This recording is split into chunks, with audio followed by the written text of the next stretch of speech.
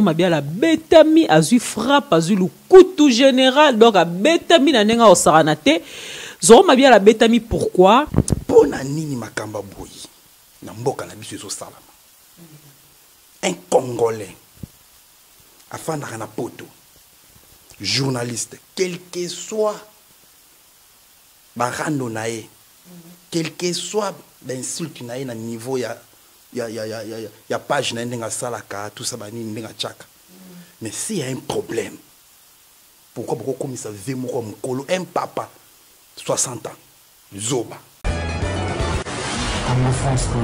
Amis internautes, merci beaucoup de nous suivre sur le site www.congofrance.com. Merci.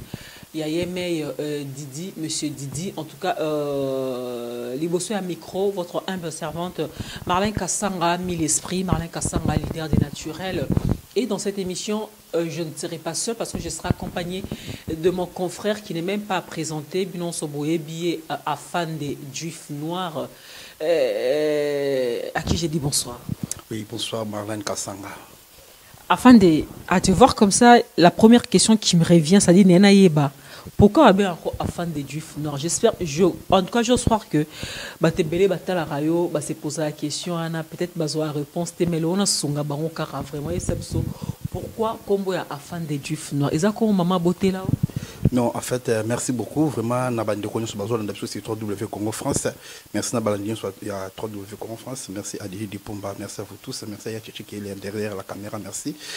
Marlène Kassanga, ça combo vraiment afin de wana. Et ça combo oncle nanga. Oui, parce que maman nanga za katangé. On s'en prend. Biso chez biso mère adako le bachouali a même état père azolo bachiluba. Tu vois?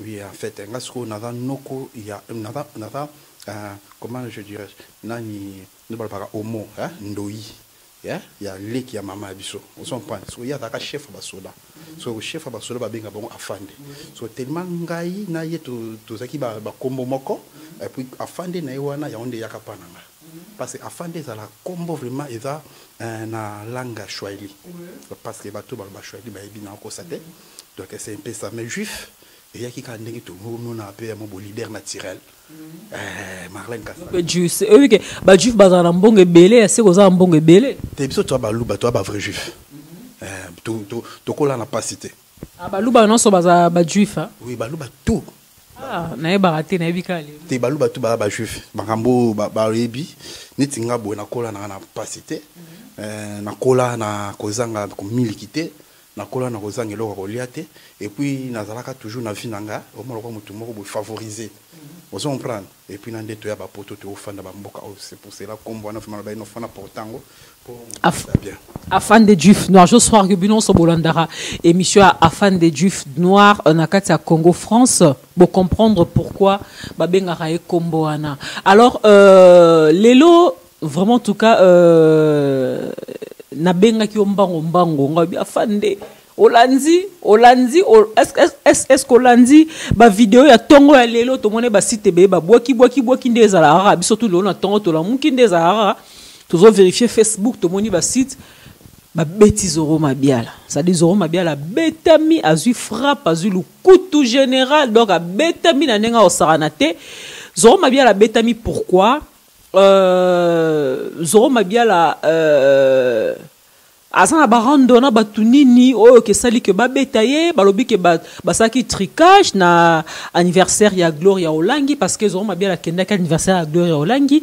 il s'attendait pas ke barobetaye ala taye ki toro makasi bien vêtu Zoro Mabia la makomi kuna c'est-à-dire a betamineti nyama zu pela le couteau général alors raison pour laquelle na benga ki confrère nanga afin denga en tout cas fan des photos ça un peu analyse ya ko betama ya Zoro Mabia la pourquoi betama qui est-ce que za malamu nde ba beta qui est-ce que za mabene ba beta qui est-ce que Zoro Mabia la a mérité ko betama wana par rapport à ba polémique na mususu atchara na page na oh et c'est se rappelle ba te belete est-ce que il y a beaucoup de questions que vous êtes posées ce matin j'ose le croire et bien sûr biso t'aurait début un peu tôt répondre bino ça dit biso na bino to mais un peu ko ça la analyse et réflexion par rapport à la situation, on a vu que Bota biso mokili mobimba na Londres, na moni bongo master nanga le charismatique Patou Lengo Patou, des gros bisous à toi. Cynthia MKD, Cynthia Mukando petite sur propre peine à Londres, à Talara Congo France Mingi. Alors juif noir, j'ose croire que tu es sans ignorer Léona Thompson Sotolamuki. Tout le monde a une vidéo, la vidéo est circulée partout dans le monde. Il y a une vitesse internet. Zoro Mabiala a bétamineti nyama. On a évité ce retard qui en d'abord. Oui, Marlène Kassanga, tout au lundi donc on a en plein caillou. Donc on a tongo déjà on a caillou pour surtout un système à double deck quoi. Moi caillou vraiment à boyer ndenge lisango caillou mususu ndenge salaka caillou yipi. Et du coup on a moni ba vidéo on a Zoro Mabiala bétami tout ça bani. Et je me suis posé pas mal de questions. Nabi mais pourquoi la bêtise? Après les nando la maman miki wana o bata maison mère. Oh kakol, oh bata makasa maison mère. Nabi mais non, c'est quoi ça? Na bandi soko komitu na susu ba question nabi. Ah. Pona nini makamba boyi? Na mboka na biso salama. Un Congolais afin na poto journaliste quel que soit barando nae quel que soit l'insulte nae na niveau ya page na ndenga salaka tout ça bani ndenga chaka mais s'il y a un problème pourquoi comme ça veut moko mukolo un papa 60 ans zoba kolandae et puis les filles et là on a kama qui va fille. Oui, que la culture tenga pe place en tout cas et c'est que je me suis dit bah attends dis donc Zoro Mabiala et bela munora tchara na page na yo na nzora azarane makasité ça dit faut mona na bana basi bazo beta Zoro Mabiala neti donc obi que na mi lobe na bi oh donc ça dit que nga pe na robeta na Zoro Mabiala. Non, le problème c'est quoi Marlène Kassanga au moins ngai na lobaka ngo chaque fois batu ba excusez nga batu bala na biso no ba ke no Congo na biso et loko liboso ils a changement ya mentalité. Parce que mentalité est trop bas. Parce que c'est vraiment mawable. Nandingi na omona ba image wana parce que pas nange saninga mabe. Bon, so muto sala ka bongo, poni boko na niveau bobete ndenge wana un papa. Boko zo pi bo yo lokwa to lukaka yo fanda. Vi omoni yo tala vidéo yo salaka. Vi omoni tala yo makambo komaka. Omoni ndeko komela ka Marlène Kassanga. Plutôt c'est platé, plutôt linga Marlène Kassanga. Nuko komela ka bo omoni mbala sima ndeko zo nga poto. Gérer page na malamu. Ce qui prochainement ozo continue na ba délire ve atobo ça nekoza papa. Ata na poto yo za na poto ti. Tout ça la kati. Tout monde a que no emsusu ba kambi o mona ke ba soki no ah. Et loko ko sala ngote. Mais son nom sursis ba condamné par sursis. Troisième fois, deuxième fois après comme ça, aux umbando na yo. Bino bozuka vimba mo bomonya epé fête ya Gloire Lang. Là je profite Gloire Lang bambota trop. Gloria ba joyeux anniversaire, ça dit que fête à Gloire Lang impact à rosara la tête petit nanga Gloria wana gaz. Na ba confrère na ba concert nanga nyos tour ya mondo yo mutali boso pe ba no libwa kanga libanga za Gloire Lang. Donc na linga ke 3 ebi ya ko populanga trop na ba bandeli wana epi. Donc ba joyeux anniversaire na profiter. Donc tout ce kamutema mabe wana mais balobi oui vas-y c'est ça ngai pona ngai na lobaki ke non si réellement ça kakol pour na beta non na ya non pas kakol si réellement ça kakol nda sali tricage wana pour ba beta vieux Zoro Mabiala kakol maison mère eza à louer rançon maison mère otikala ya louer rançon ata même exaucer otikala na otem ko louer rançon na okufa soki olingo soigner ozala bien na batu na ndenga violence c'était mon frère na ozonga sima na peut souffrir conseil ata na suka mais on izaka elo mona lancer maison mère et même on ozoke na ngobongote ngai pona ngi senga passe parce que na ozomona Zoro Mabiala na dit que c'est un journaliste à Simba Lisango le temps bo toucher Marlène Kassanga na mo bo toucher nga tant bo toucher Zoro Mabiala bo toucher Didi Dipumba bo toucher nga donc c'est-à-dire ils a famille na biso on prend parce que le sont a ce problème Marlène Kassanga a oya a ozala non c'est pas ça parce que tout ça une famille moko donc Marlène c'est un peu ça donc on a vraiment regretté les locaux on avait après comme ça on a ébné na obété les sous pour na vie na biso Zoro Mabiala. C'est vrai en tout cas na habité fozara ndoki fozara mutema mabe tant au moni vidéo pena on ça dit vieux le roi t'as dit tata mukolo le roi Zoro Mabiala 60 ans aza même mukolo maman a botinga ça dit bazo beta et pas bana mikie bon ba sakani na ene c'est l'or mora pamba. C'est vrai que ça fait très mal. Atanga na oka qui passe malgré ma ma be musu zoro ma bien la salara na page naie mais tant au mon image à bon en tout cas et ça qui bison se passe et moi je me suis dit ça valait pas la peine. Non, pas du tout, ça valait pas la peine. Kobeta mutu bongo siko tombo beti bongo bozwi nini bozwi na bino pelo roté et bongo se lelo bobuka ki lo boko to bozoki saki et to je sais pas moi et puis la âge ne on a pas repiqué Chris pas koufi a piqué Chris a koufi on dit que ngambolinga e komela commanditaire ya kobeta wana parce que babi commanditaire a beta wana ezaki kakol. Moi je ne sais pas trop, j'ai pas de preuve mais tout le monde a kakol na image. Toni na nga mona kakola osenga téléphone na yo drazo ba pesa nga téléphone nga na zu téléphone nga mais nga na mona keska kakola zo beta zoroté. Moi j'ai pas vu ça na mona pesika kakola zo menacer zoroté na mona kakola zo déclarer téléphone ba pesa ye téléphone na ye. Le problème c'est qu'on a landi vidéo wana l'air ba interviewé à Zoro vient de Zoro Mabia là a so confirmer que non kakola zala ki wana moni na ba vidéo ya liboso kakola ta ka fani na ye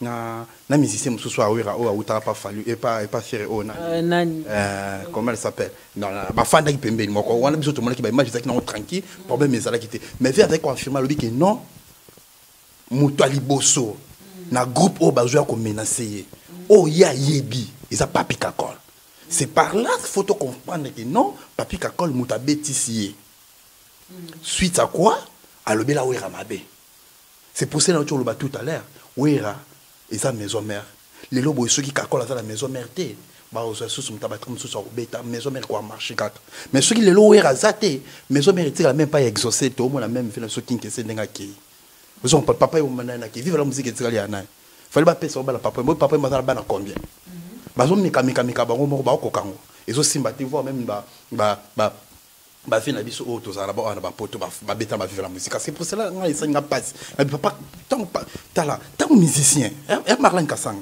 photo e barango tant musicien parce que quand les artistes vous comprenez tant à toucher la média à toucher un journaliste à toucher chroniqueuse à toucher Marlène Kasanga nga une fois ça fâché et ça peut quand ndenge to monaka à l'époque moi je me souviens j'étais encore à Kinshasa avant na poto Koffi Olomide maître naye sur ordre à Koffi Olomide maître naye à Banango hein, parce que artiste musicien a bêti sa journaliste et ça peut quand ndemo to koloba pelelo que bozako accusé papi kakol a bêti si mutu ya média Zoro Mabiala. Oui, bien sûr. Non, en fait, c'est quoi qu'ils étaient. Toujours comme à vie. Parce que vie, moi, dans l'interview. Non, c'est tout balandi yango. Vous comprenez. À lobby, à mon groupe à Batou. Non, bandi là on se pour la deuxième fois. Mais à yeba qui Batou anati. Les seuls moutons à yebi, oh ya mon qui na groupe wana, ezali kakol. Kakol wana zala ki na maître. Maître wana c'est présenté lui qui nous na maître Ranson. Tant il sur lui ting ting. Et kakol il était là après à expliquer sur ya mupuse mususu azala ki wana ya nga ya kolela ka nga simbe ko ta ba plan ba ya mibali ya ka sai bongo aleki ba chombo et kakol il était là c'est-à-dire bazo sala si ordre ya kakol biso ba téléphone na biso ba journaliste biso ba to média oyo ke ba téléphone na biso ezala penda bureau na biso hein bureau mobimba ça dit nga pena na habité quoi ça dire quand on anda kunanga dévaliser nga ndaku mais ko ibanga téléphone na nzela tepo téléphone eza bureau eza na be mission nyonso na kati eza na ba dossier be na kati je crois que Zoro Mabia na minute azolela téléphone na été car parce que asomba ki ngo qui cher mais tant so azolela peut-être support visuel eza na kati ba contact na eza na kati. Mais bon, comme c'est vrai, on va tout à l'heure, c'est un acte vraiment à déplorer. C'est pas un acte encouragé. Tous autres déplorer acte ya bongo, j'espère que Malasima et ça, m'a souté. Et puis par respect kaka, hein, par respect en tout cas, ceux qui a solo papi kakol, n'engezoro ma bien la lobby que papi kakol mutatinda qui batu ba menacer ba betaye, zoro ma bien quand même azam kola papi kakol na musika. Je ne crois pas, Ranson. Na acte on est salami le roi de la forêt à ses pénants. Je ne crois pas. Combat Ranson est en la carte, combat maison mère est en la carte. Et puis bêtise wana muta memi on se kakol. à toucher la média. Pour d'autres pas, vu on a ça là, interview moi c'est pas sanga. Tant à 4 ans ngambo awa ke mona bande on a biso ba souffra na niveau Turquie. Na Moscou pour ba ça ba ko to na Schengen. Ben interview ni chokanga, et là que longa la boulana ki no sala. Parce que ngai ba bengsa ngani na Brésil. Vous comprenez? Ba biloko na ba Maroc, au kitala ba communauté congolaise. Ndenge ba okemba. Parce que biso to koma un moto bossa na passe. Même voir mi akini no bossani. Mais na on a pena via ki na Turquie. Alors, qui s'est ndenge ba congolais na ba ndeko na biso ba congolais ba vivre. Et ça là elengi. C'est ça. Oh longa la sepelé na ngo. Na beloko tout zo ma bien la salle et loko nga e markanga yango wana. Et puis lelo na ndenge ba toucher ndesa nga pe sous passe. Et puis loko mususu na bakisa marin na ndenge ba vie. Pourquoi ba voyage prématuré, ba voyage mort. N'évitez sous poton comme la bango mabe. Au moins poto il va bien toyer to komi aw. Mais bandeko la biso to tika na kini. Boye ba ki ba un esprit mususu. Là ba méchant na bango nano courir à rater mais à rater nza ça dit na ton route ça dit pose wali pas ça dit il faut au défali par maman coin malé yo simba micro ozana poto okokanya tamu kete na ba wana nyonso ba fanda na chassa kolongola mokote et pour na yebio bien les no vivant na poto vous comprenez okokanya tana bongote bana na yo vina yo. Mais nakatiote mon frère Afrique eza pas la problème. Oui, les problèmes. Soroba ne bazana en Afrique. C'est ça. Le problème c'est quoi? Kokanisa tendenge ozongaka ba oyo tika wana baza même esprit ndenge bozala ensemble. Donc pour na ozoro fallait pas que kin. Te yo kinde kini ndenge wana ndeni faut pe saper valera poto angoti. Akende kindeni. Sans karma kolo. Akena okini soit disant invité spécial, invité surprise. Ah, ça la surprise na Gloire Roland. Vous comprenez? Bien. Na âge. Moi, il fait d'autres pas, donc soit ça, là, sur le âge, non, ça, peut-être sur les car pesa qui n'ont pas peine, elle n'y a pas côté la voiture à ses calmes. Fait qui mais les Européens car pesa tout autant ma colo là qui ça. Oui, bien sûr, autant petit gants qui mais faut bosser. Aux amours la porte faux voiture ça la toujours pemben et surtout quand ça mutarando parce que les Européens ça mutarando ça il faut qu'on se le dise. Oui, aux autres on a ça on a autant on a petit gants qui bien sûr, na autant on a ba mettre mais faut y ba que ba bloquer ça la quand histoire ba tout mutema. Ce que vous avez la mode de comment tu vas protéger. Parce que bloc aux autres ça ils sont thème. Yo mon le quoi ni va aventure. Vous comprenez? Obi combien de personnes ba les la ndengo ça la ba vidéo wana mo ba lobby boy. Na mona me bloc ça la pona yo. Ah ngarutu laisse tomber ça dinga pardon ça donc ozora finga ngati alemba. Yo benga kanga be poka na. Ozolela. Ngana iso ah Marlène kolela te ça non ma mboyeleka.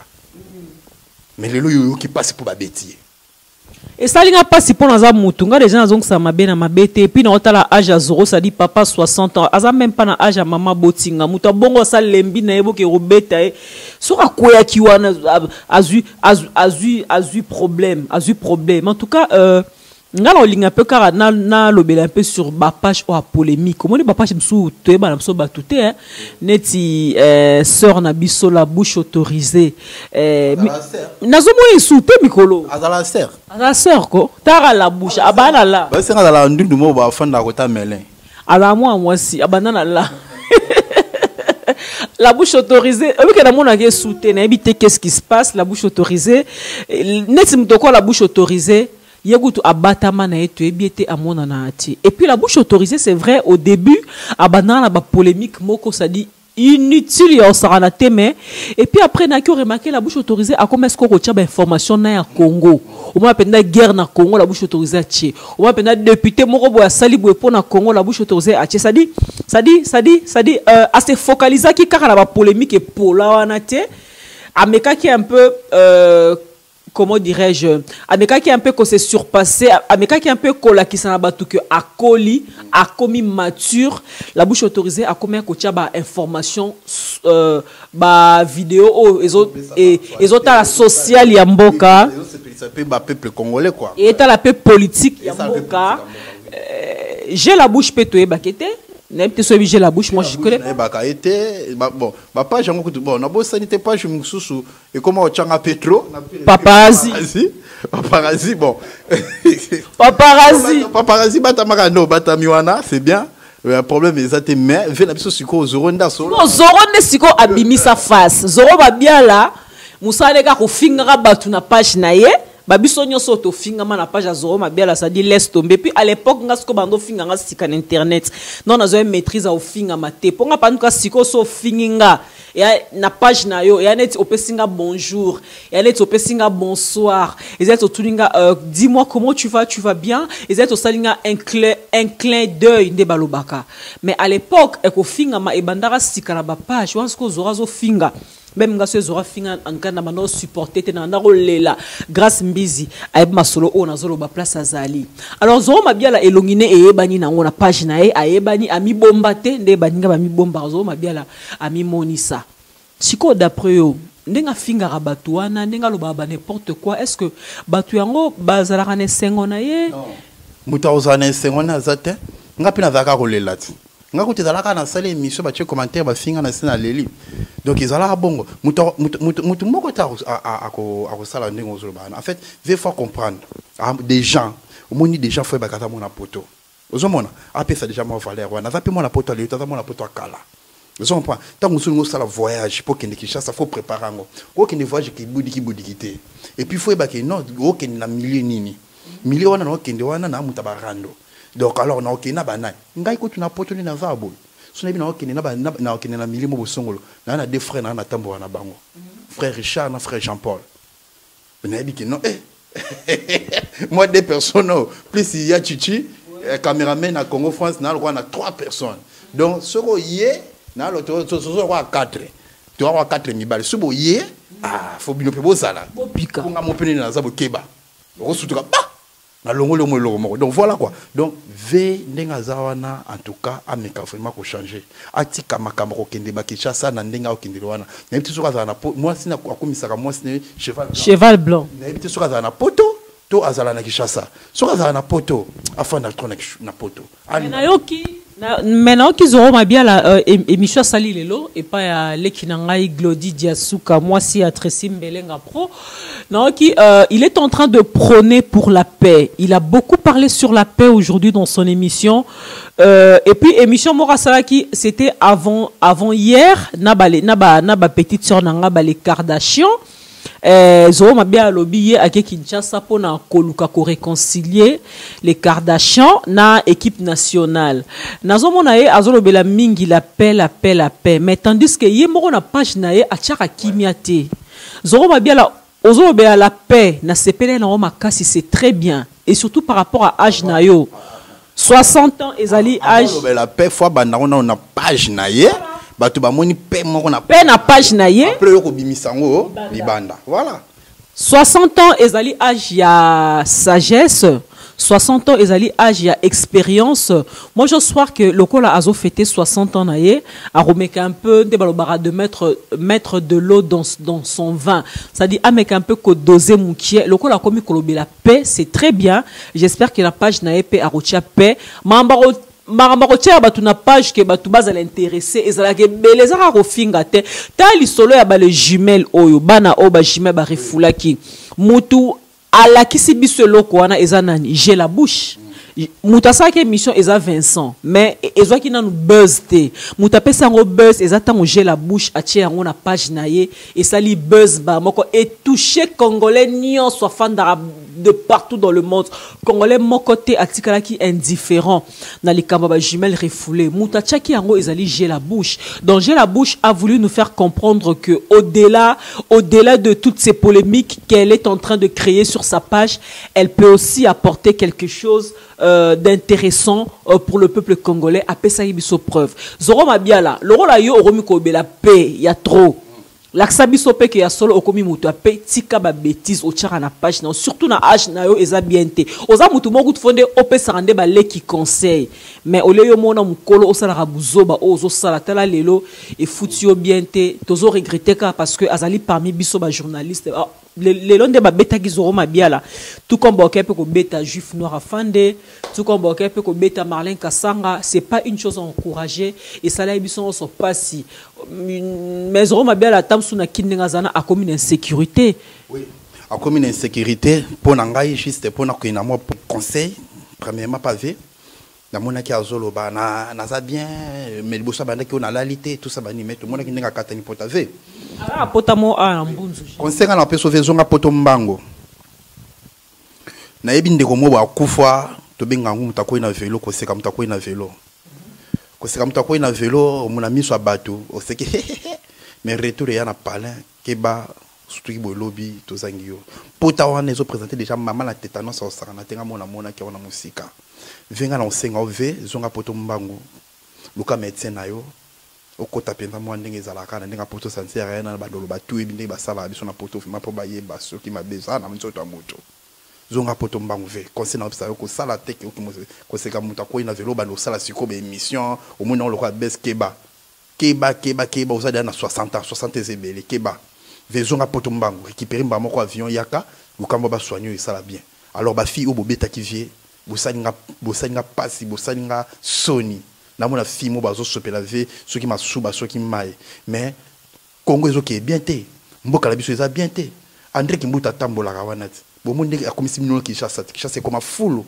po nité boko beta André Kimbuta atana ba marche ba fille to mona binoté mais pour na beta envie aza na 60 ans aza journaliste pour na ba base tout ça ba nini bozo beta yo finga wera oh mais non Donald Trump ba finga kaiti Donald Trump ba finga kai na finga malo kwa Koffi Olomide na Congo wana vena biso mo pao mais pourquoi bloko ani salama te we rapé ba ko finga JB ba ko finga yo pe ba ko finga yo ngapi ba ko finga nga ko finga ye sukutu mwana nzambe ba finga comprendre bongo we raso ba fingi et ça normal aza star bo ma vena bino pona ba fingi wera ba fi bo solo li mabe fi nyonso a toucha ki vezoro en tout cas ami mona e mo zo ba place aza bref.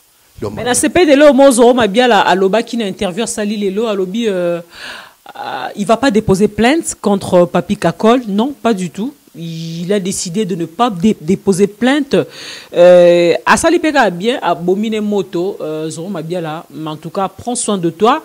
Zala Rekenge place au Tambola, na ba boîte de nuit, éviter mon langue, place au Uta, Arogi ça. Eh! Keba, c'est-à-dire mon langue, place au Uta, la boîte de nuit, éviter Zoro Mabiala, aux Zamutabarando par rapport à Mambolo na page nayo, Zala Pene Kenge, et puis comme on prônait pour la paix, on a s'appelle non Makasi, Tchapenda Paix, Nakata page nayo et puis lukape pelibanda mais Dieu merci et lora mabe komela kiote nzamba batelio tomo chité l'émission na biso na pesa yo dernier mot le temps pour moi juste de saluer Babi Bibiche Potongo la carte black hein ça dit Bibiche Potongo prêtresse au Sarlanté la carte black des gros bisous à toi place aux Ali Élisée Lianga Lipombe maman na Joyce maman na Mehdi je te fais des gros bisous Mayaya je t'aime beaucoup alors juif to comme na sous entretien na biso ton dernier message par rapport à Kobe Tamayazoro et puis voilà. Et voilà, merci beaucoup. Marlène Kassanga, merci vraiment à Dio Oyo. J'espère que tu vas avoir CP, Marlène Kassanga avec Juif Noir. Donc voilà, quand nous sommes sur W Congo France, Marlène Kassanga n'est à la Congo France, exactement à côté Congo France. Tu es à travailler dans le site Nyonso. Donc ça dit merci beaucoup. Marlène Kassanga interne. Ça dit ngai site mota futa nga didi pumba émission on salo futa ngate. Pour nga travailler dans le site Nyonso. Oh bazara na poto ana travailler na bango voilà donc yendenga zana donc à international quand on benga donc ba professionnel quoi donc voilà donc merci beaucoup vraiment ne loko on a si vp ndenga otala ba image au CP là ne loko to sali pona na ba concept lobby et puis kakol et puis il faut mika changer quoi donc makambo eza ebele loko to yebi vindenge ezokende le ting donc là je profite je salue la Kardashian angolaise final bambota trop na bosanité Cécile Linakasi bambote nayo donc na bosanité Ange Black Line Kasongo moninga ya Rosette Miala na lobby susuboya ban Autriche hein ban Autriche juif azoya OK d'Autriche rosa tena ba bengi singati ouais ndenge za ba déplacement na bokasi ya Patricia Bonga moi na John Benvindo donc anniversaire à moi na en Autriche na prochaine émission na préciser ville et puis na préciser et dans mars et dans l'année prochaine et puis na préciser na date quoi donc na en Autriche donc na yibi ba Autriche bokomela nga trop et moi na zobo fana na beta on pe na page na Facebook boye ba déjà Jifazoya donc tout le monde na mona to beta émission na ninga Congo français ça la bien quoi en tout cas Marlène Kassanga nga pona nga vraiment na bi que notre ce qui ka boye donc bambota trop quoi na bato to balandi biso merci vraiment. disponibilité na bino. Merci beaucoup Juif Noir. Ban Autriche boze la Juif Noir azoya bo yambe maboko rofungwama ba poche pe rofungwama ndenge za la rara et ça la bien en tout cas un grand merci de Bolande biso. On se retrouve très très prochainement sur au moninga na Congo France boka moité bo moninga pe na site mususu boka moité bo moninga pe na site mususu boka moité na ponga na travailler na ba site nyonso. Donc voilà na betara pro ndenge de kolanga Juif Noir afana tsunami omoni hein. Bokombe omoni mutu nao. Tuna baby, Dani Tsunami, des gros bisous à toi. Alors, Dani Tsunami, ça dit balobi UJCD original. UJCD original avec le président Alissa là. En tout cas, Tozana, Nicole Vangou, Ingrid Kabongo, le vieux César Ngadi, Juif Noir, Pazanabiso, na UJCD original. Dani Bokombe, to salarande tolobaki, Dani Bokombe oyebi. Les anges de Paris, bientôt Bozo Lela, Mambozo Banda, F. Acheté Sali. Donc les anges de Paris, Makambozo Banda, déjà, Boza déjà, Rossépé, na Bapalin, moi, na Bimsapena, la vérité, tout exacté, mais bon, moi, on a la surprise. Merci beaucoup, Nalingi Bino Mingi, Bino Sobe, Natangi Kombote, sachez que Bozan Motema, Nalingi Bino Makasi, Marlène Kassanga, votre humble servante. On se retrouve très très prochainement dans un autre numéro. D'ici là, portez-vous bien. Merci beaucoup à toi, Chichi, derrière la caméra, Balobi, caméraman à charisme. Yarosam Bezate, quoi. Allez, big up. Congo France.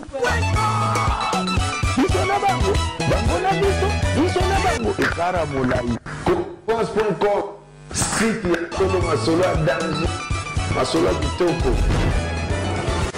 Congo France.com